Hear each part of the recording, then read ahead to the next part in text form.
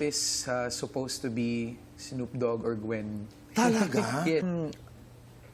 Likas po sa ating mga Pilipinos, Tito Boy, na talagang pag sumasali tayo, we are so prepared. Inaaral po natin. Just like you, mahilig po kayo mag-aral. So, when I was trying to be on that show, inaral ko nung nalaman ko sila yung coach, inaral ko kung ano yung magiging strategy ko to move further the competition with a high hope.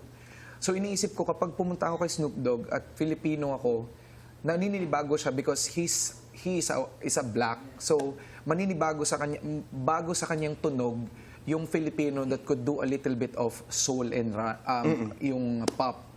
So, yun ang nasa utak ko, Tito Boy. But after nag-pitch sila, iba yung ginawa ni Mike. Play was I think, is a risk for me.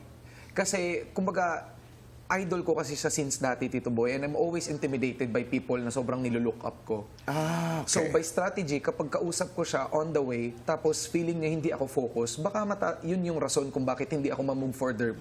Kasi isipin niya na hindi ako nag-focus. It was just cut on TV. Grabe yung pagmamahal niya sa Pilipinas.